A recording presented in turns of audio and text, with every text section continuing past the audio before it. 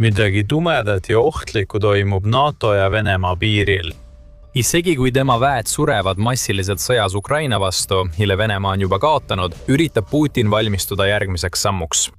Ennast keisriks pidav Putin valmistub võitluseks NATOga ning Venemaa tegevus NATO idatiival näitab, mis tal mõttes on. Tundub, et rumalusel pole piire. Alla käinud Vene armee valmistatakse ette järgmiseks sõjaks, mille Putin kaotab, kuna Venemaa juhi hullumeelsus süveneb veelgi. See on hullumeelsus. Aga hullumeelsed sammud on muutunud tavapäraseks Venemaa presidendi jaoks, kes on nüüd keskendunud pigem oma pärandi kindlustamisele kui oma riigi kaitsmisele.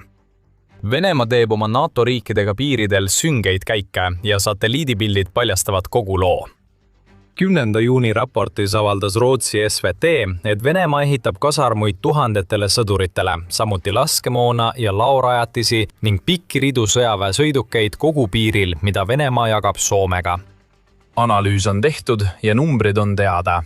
Soome eeldab, et Venemaa valmistub paigutama Soome piirile 80 000 sõdurit. See on tohutu kasv võrreldes 20 000 sõduriga, keda Venemaa on varem sellel piiril hoidnud, ütleb Soome armee ülem Pasi Välimäki. Ja see on märk sellest, et Putin teeb midagi, mida ta ei peaks tegema. Valmistub sõjaks, mis tuleb pärast sissetungi Ukrainasse. See on hullumeelsus, sest Venemaa on endiselt seotud võitlusega, mis nõrgestab tema relvajõude iga päevaga, kuid ometi püüab Venemaa endiselt näidata end hirmutava jõuna, kes suudab NATO halvatuks muuta. Kokkuvõttes ütleb SVT, et Venemaa näib plaanivad paigutada Rootsi ja Soome lähedusse kokku 8 sõjaväediviisi, kusjuures mõlemast riigist on saanud NATO liikmed pärast seda, kui Putin alustas oma sissetungi Ukrainasse. See võib olla hoiatus, sõnum, mis edastatakse Rootsile ja Soomele, et nad peaksid piirama oma toetust Ukrainale ja oma tegevust NATOs. Aga see pole veel kõik. Infrastruktuuri ülesehitamine sellel NATO piirilõigul pole ainus asi, mida Putin käsib teha. Eraldi raportis teatab Norra NRK, et Venemaa valmistab ette ka infrastruktuuri, mida saaks kasutada veel 17 000 sõduri majutamiseks Norra territooriumi lähedal. Jällegi räägivad satelliidipildid loo massiivsest Vene vägede koondamisest kogu NATO idatiival. Raportid on üsna sarnased. Suured metsaalad raiutakse maha ja vanad hooned lammutatakse, kuna Venemaa teeb ruumi uutele kasarmutele, varustusele, sõidukitele ja ladudele. Kõnealune baas on see, mis asub Norra piirile kõige lähemal ja seda ehitatakse 17 000 sõduri jaoks, kes pole sinna veel saabunud. Need väed võitlevad endiselt Ukrainas, kuid taas näeme, kuidas Putin valmistub. Ta tahab veenduda, et kogu Euroopa teab, kui suur oht Venemaa endast kujutab. Norra vastus on olnud Finnmarki brigaadi loomine. Selles hakkab teenima 5000 sõdurit, kuid see brigaad ei ole täielikult valmis enne 2033 aastat. Kas see on nõrk vastus? Pealtnäha võib see nii tunduda, kuid NATO teeb palju rohkem, et valmistuda selleks, mida Putin oma idatiival plaanib. NRT toob välja, et Venemaa aktiivses sõjaväes on nüüd 1,5 miljonit sõdurit, kellest paljud teenivad kas Ukrainas või ootavad reservis, et riiki roteerida. Siiski ei takista see Putinit tegemast hullumeelset otsust valmistuda sõjaks, mis ulatub kaugemale sellest sõjast, mida ta praegu peab. Venemaa juht eeldab endiselt, et Venemaa võit Ukrainas on vältimatu ning ta eeldab ka, et ta on veel elus, et NATOga sõdida, hoolimata sellest, et ta on juba 73-aastane. Mitte miski sellest pole garanteeritud, kaugel sellest. Aga kogu infrastruktuuri ülevaade näitab, mis Putini mõtetes toimub.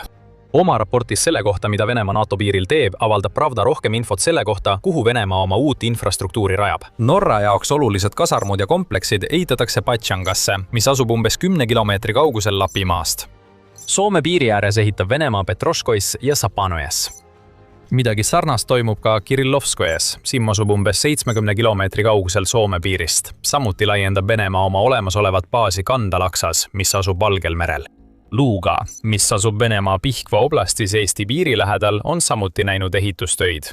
Ja ka Leningradi enklaavis, mis piirneb Poola ja Balti riikidega, rajab Venemaa samuti baasi Baltiskis. Kõike seda arvesse võttes on meil arv, kui palju sõdureid Putin plaanib NATO ukse ette paivutada. 115 000. See on üle 2 korra rohkem sõdureid, kui Rootsi ja Soome aktiivsetes armeedes kokku on, mis on 49 600 sõdurit. Isegi kui lisame Norra 33 440 aktiivset sõdurit juurde, ei ole sellest ikkagi piisavalt, et pakkuda võrdväärset jõudu sellele, mida Putin püüab nende 3 riigi piiridele koondada. Kõik need 3 riiki koos, Balti riikide ja Poolaga, on ettevaatlikud selle suhtes, mida Venemaa näib planeerivat. Nad ei usu ka, et see, mida nad praegu näevad, oleks Venemaa poolt esitatud tühja ähvarduse kulminatsioon. Thomas Nilseni, kes on Rootsi sõjaväeluure juht, võtab kollektiivse meeleolu kokku öeldes: See on oht, mida peaksime tõsiselt võtma. Me ei arva, et see kõik on lihtsalt demonstratsiooniks. See on võimete ettevalmistamine selleks, et hiljem mingis suuremas konfliktis NATO-ga vastasseisu minna. Norra kaitseväe juhataja Erik Kristofferseni jagab sarnaseid seisukohti öeldes. Kui Venemaa nüüd tõepoolest suurendab oma vägesid nii, nagu nad on teatanud ja nagu ka videomaterjal näitab, siis kasvab sõjaline oht Norrale. Siin on siiski üks oluline täpsustus. Venemaa rajab kogu seda infrastruktuuri, kuid sõdurid, kes seda kasutama hakkavad, ei koondu praegu NATO piiridele. Veel mitte. Nad on endiselt hõivatud Ukrainas võitlemise ja suremisega. Aga see infrastruktuur näitab meile, et Vladimir Putin tahab, et Venemaa oleks valmis sõjaks, mida ta tahab alustada pärast seda, kui ta on Ukrainas lõpetanud, eeldades, et ta üldse kunagi Ukrainas lõpetab. Vladimir Putini ideaalses maailmas ei piirduks see Soome, Norra, Rootsi ja Balti riikide piiridele koondatava 115 000 sõduriga. Seal on 115 000 kogenud sõdurit ja just see teebki kogu vahe. Palju väiksemad jõud, mida need riigid omal pool piiri üles ehitavad, ei ole lahingutes karastunud, vähemalt mitte sellisel määral, nagu seda on Ukraina sõja üle elanud Vene sõdur. Just see teebki Skandinaavia riigid eriti murelikuks. Militani sõnul tajuvad nende riikide ametnikud, et kui Venemaa oma vägede koondamisega edasi läheb, on nende ees seisev ohutase isegi kõrgem kui külma sõja ajal. Venemaa väidab muidugi, et muretsemiseks pole põhjust. Juba 2025 aasta detsembris väitis Venemaa mitte ainult seda, et tal pole kavatsust rünnata ühtegi NATO riiki, vaid oli valmis ka selle kohta õiguslikku kokkulepet allkirjastama. Aga see on Venemaa. 2022 aasta jaanuaris teatas NPR, et Venemaa kinnitas USA luurele, et tal pole kavatsust Ukrainasse tungida, isegi kui ta koondas vägesid Ukraina piirile. Kuu aega hiljem ründas Venemaa.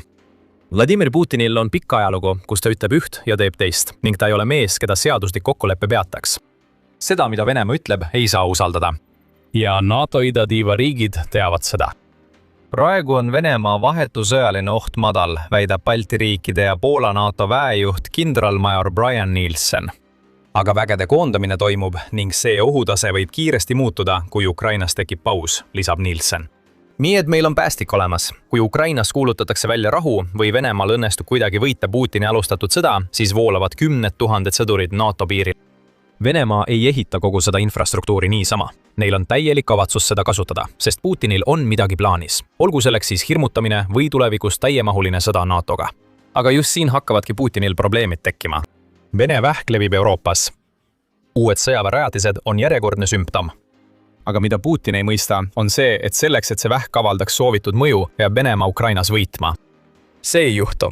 Venemaa kaotab Ukrainas ja hoolimata sellest, et pimedus levib NATO ukse ees, tundub, et Putin valmistub nüüd lihtsalt järgmiseks sõjaks, mille Venemaa paratamatult kaotab. See jõudemonstratsioon peaks olema hirmutav, kuid tegelikult on see lihtsalt rumal. Ja enne kui me selgitame, miks see nii on, tuletame kiiresti meelde, et te vaatate saadet The Military Show. Me läheme pealkirjadest kaugemale, et anda teile kõigis meie videotes täielik ülevaade. Seega tellige juba täna, et ei jääks ilma ühestki meie järgmisest videost. Vene vähk ei ole midagi, mille me ise oleksime välja mõelnud.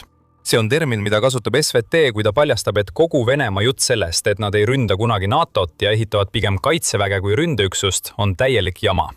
See viitab Vene politoloogi Sergei Karaganovi kommentaarile, mis paljastab, kuidas Venemaa kõrgem juhtkond tegelikult NATO-st mõtleb. See on kollektiivkaitseorganisatsioon, mis on vähk, väidab Karaganov, öeldes, et NATO tuleks ajaloo prügikasti visata. Muid alternatiive pole. See on vähk, mis ohustab kogu maailma. Meie kannatus hakkab otsa saama ja siis me eskaleerime. See on otsene ähvardus. Ja iroonia seisneb selles, et juba ainuüksi selle ähvarduse esitamisega paljastab Karaganov, et just Venemaa on vähk, mis vaevab Euroopat. Seda ei tõesta mitte ainult infrastruktuuri ülesehitamine ja plaanid paigutada piirile üle 100 000 sõduri. Kui ühendada need ähvardused piirile koondatavate vägede ja hübriidsõjaga, näeme, mida Moskva enda arvates NATO jaoks varuks hoiab. 3. juuni artiklis väidab El Pais, et Euroopa Liitu võrreldakse Venemaal sageli natsidega. Venemaa on samuti hoiatanud, et rahulik uni Euroopas on läbi, mis ei kõla just selliste sõnadena, nagu ütleks riik, kellel pole kavatsust rünnata. Ja hübriidsõja rindel lendavad Vene droonid regulaarselt NATO territooriumile, kusjuures viimases juhtumis tabas üks Venemaa ründedroon elumaja Rumeenias. Sabotaaž Euroopas on sagenemas tõenäoliselt Venemaa käsul tegutsevate agentide poolt. Isegi enne, kui ta alustab tavapärast sõda, püüab Putin kahjustada NATO-t ja külvata lõhesid kollektiivkaitseliidus. Need on ühe mehe teod, kes usub täielikult Venemaa võimesse kujutada NATO-le ohtu. Aga see enesekindlus on ekslik ja just siin tuleb mängu see, et rumalusel pole piire. Kõik, mida Venemaa praegu teeb, põhineb eeldusel, et nad võidavad Ukrainas. Ja mitte lihtsalt võit, vaid nii ülekaalukas võit, et Vene armeest jääks piisavalt järele, et Putin saaks oma ähvardusi Euroopa vastu ellu viia. Aga kui me võtame hetke ja vaatame, mis tegelikult Venemaaga Ukrainas toimub, tekivad küsimused selle kohta, kui võimsa jõu Venemaa suudab tegelikult NATO vastu sõjaks ette valmistada. Juba ainuüksi kaotatud arvud näitavad meile, et Venemaa sõjavägi on vaid vari sellest, mis ta oli siis, kui Putin alustas oma täiemahulist sissetungi 2022 aasta veebruaris. Ukraina rahandusministeeriumi andmetel on Ukraina kaitse hävitanud 1,38 miljonit Vene sõdurit, üle 12 000 tanki, peaaegu 44 000 suurtükisüsteemi ja ligi 25 000 soomukit.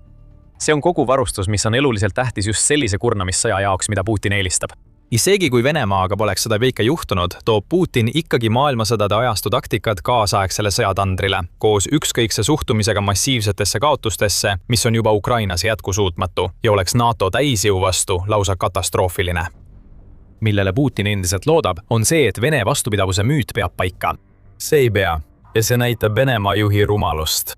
Kõigist ettevalmistustest hoolimata, Skandinaavia ja Balti piiridel on tegelikkus see, et Venemaa on Ukrainas võidust endiselt kaugel. Venemaal on veel 80% sellest ühest riigist vallutamata, enne kui nad võiksid võitu kuulutada.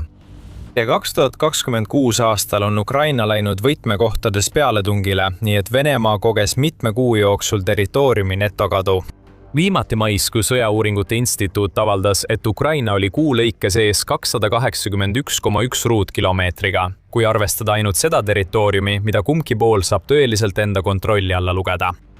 Need ei ole sellised numbrid, mida me peaksime nägema poolelt, kes väidetavalt sõda võidab.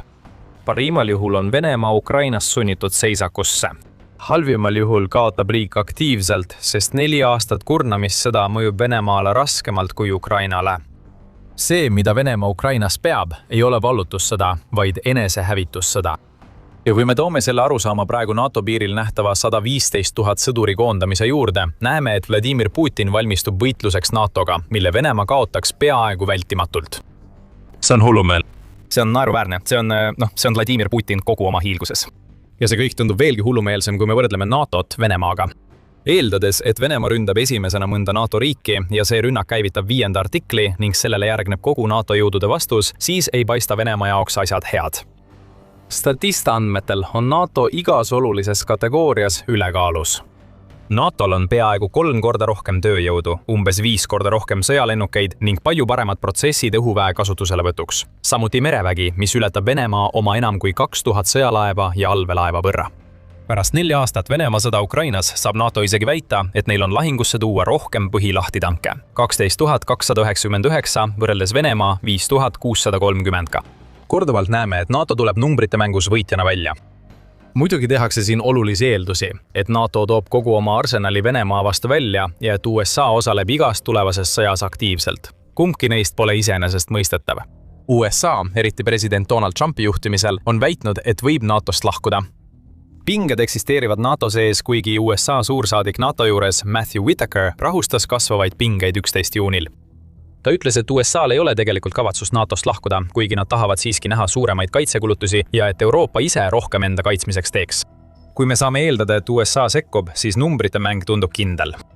Isegi kui NATO ei pühenda kogu oma jõudu sõjale Venemaaga, võiks ta hakkama saada kasutades umbes 1/3 kuni poolt sellest, mis tal on, et luua võrdne lahing. See kõik on halb uudis Putini jaoks, kuid need numbrid ei arvesta seda mõju, mida Ukraina sõda on avaldanud Venemaa sõjalisele jõule. Võtame näiteks sõdurid. Enamik Venemaa parimatest on Ukrainas juba läbi kulutatud. Nii muljetavaldav kui 1,5 miljoniline armeega ei kõla, muutub see palju vähem muljetavaldavaks, kui mõistad, et enamik neist sõduritest on hirmunud ajateenijad ja vabatahtlikud, kellel on vaevu mingit väljaõpet või kogemusi peale selle, et nad Ukrainas droonide eest põgenevad. Sama lugu kordub ka tankide rindel, sest Venemaa umbes 5000 tanki on Nõukogude varude jäänused, millele lisandub väike arv kaasaegseid tanke, mis on Ukrainas juba osutunud droonide ja tankitõrjerelvade suhtes haavatavaks. See ongi Putini suur probleem. Jõu kogumine on üks asi, aga kui ehitada liivale, tähendab see, et Venemaa juht määrab end lihtsalt järjekordsele kaotusele pärast alandust Ukrainas. Ja pea meeles, et Ukrainast on veel 80% vallutamata. Venemaa praeguse edenemistempo juures, mis on nüüdseks muutunud isegi negatiivseks, ei elaks isegi Putini lapselapsed piisavalt kaua, et selle sõja võitu näha, rääkimata tulevasest rünnakust NATO vastu. Ja kõige selle juures ei saa öelda, et NATO ise ei valmistuks. NATO on loonud idavalvealgatuse, mis tugevdab maismaa, õhu, mere, kosmose ja kübervõimekust kogu rindel, mida Putin üritab oma viimase vägede koondamisega ähvardada. See algatus peegeldab NATO väitel muutust õhuturbelt selgele kaitsehoiakule, mis tähendab sisuliselt seda, et NATO on valmis õhulahinguks, mida Venemaa võib proovida alustada. Balti piirkonnas teevad Eesti, Läti ja Leedu koostööd Balti kaitseliini algatuse raames. Peamiselt piirikaitse, nagu tankitõkked, aiad ja kindlustused, ei piisa sellest liinist Balti riikide kaitsmiseks, kui nad peaksid Venemaaga üpsi võitlema. Kuid see polegi asja mõte.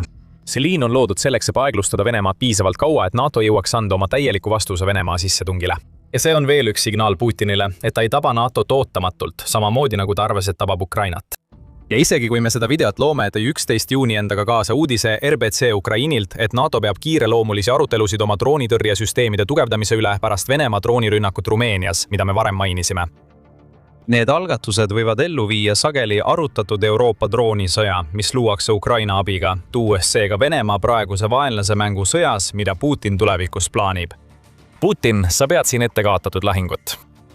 Me ei tohiks alahinnata seda, mida tähendab infrastruktuuri loomine. 115 000 sõduri majutamiseks NATO idatiival. Venemaa valmistub selgelt sõjaks. Isegi kui selle president väidab, et Venemaa ei tungi NATO riiki, toimub Venemaa ja NATO piiril siiski midagi sünget. Kuid see, mida Putin tahab sellega näidata ja see, milline see tegelikkuses välja näeb, on kaks väga erinevat asja. Venemaa kaotab Ukrainas aktiivselt territooriumi ega ole riigi hõivamisele lähemal kui viimase 4 aasta jooksul. NATO muutub tugevamaks, oli juba enne Venemaast suurem ja võimsam ning valmistab aktiivselt ette oma kaitset.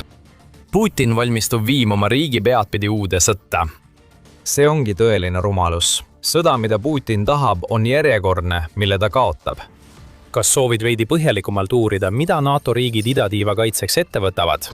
Meil on sulle ideaalne video. Piirikaitseid rajatakse ja NATO arendab võimsaid uusi juhtimisstruktuure, et tulla toime Vene ohuga. Saad mõlema sammu ja muu kohta rohkem teada, kui vaatad meie videot. Kui sulle see video meeldis, vajuta telli ja vaata rohkem oma sõpradega saatest Sõjaväe show. Aitäh vaatamast!